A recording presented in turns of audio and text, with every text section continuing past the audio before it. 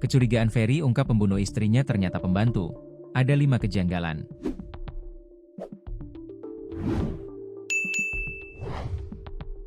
Ferry Riana, 38, tidak menyangka bakal menemukan istrinya Dia Permata Harisma, 27, meninggal dengan mengenaskan.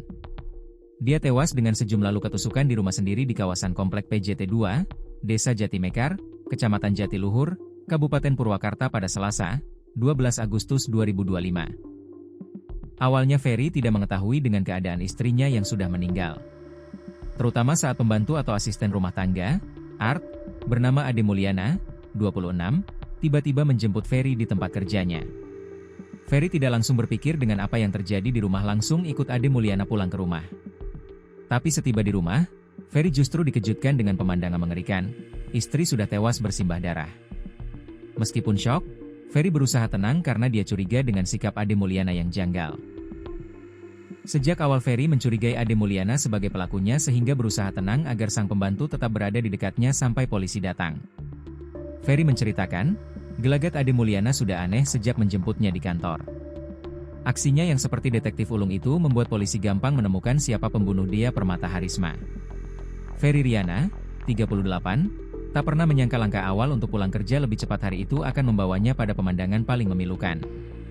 Istrinya, Dia Permata Harisma, 27, ditemukan tewas bersimbah darah di rumah mereka di kawasan Komplek PJT 2, Desa Jatimekar, Kecamatan Jatiluhur, Kabupaten Purwakarta pada Selasa, 12 Agustus 2025. Kecurigaan Ferry bermula dari gelagat aneh sang asisten rumah tangga, Ade Mulyana, 26, yang tiba-tiba datang menjemputnya ke tempat kerja sekitar pukul 13.30 waktu Indonesia Barat. Ferry pun menggambarkan situasi saat dirinya dijemput oleh Ade. Wajah Ade, kata dia, panik dan tubuhnya gemetar saat berkata bahwa dia sedang dikepung oleh orang tak dikenal di dalam rumah. Dia datang terburu-buru, panik. Katanya, "Ayo mas cepat pulang, Mbak, dia dikepung."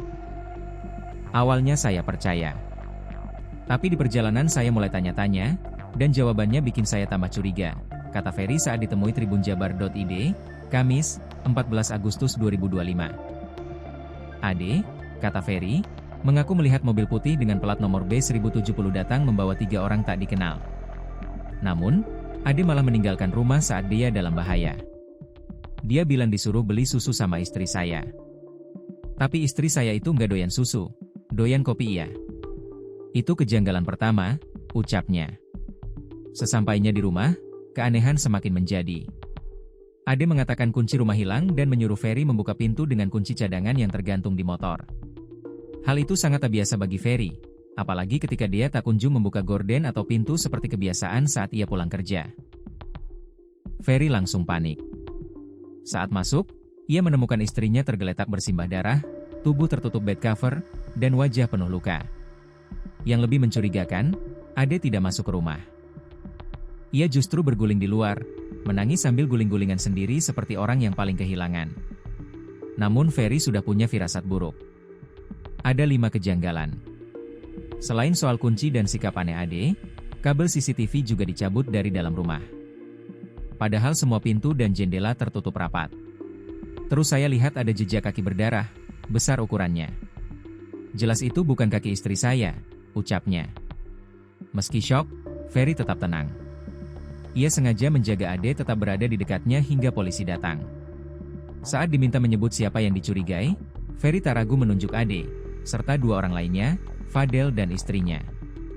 Fadel dan istrinya sebelumnya diduga menyampaikan ancaman kepada dia melalui WA. Saya langsung dibawa ke Polres untuk dimintai keterangan. Baru bisa pulang jam 4 subuh. Saat itu ada Fadel dan istrinya juga, ternyata ancaman yang pernah terjadi terbantahkan, ucapnya. Kini, kasus pembunuhan tragis ini tengah dalam penyelidikan intensif pihak kepolisian. Ade Mulyana pun ditetapkan sebagai tersangka dalam kasus yang mengguncang warga Desa Jatimekar, Kecamatan Jatiluhur tersebut.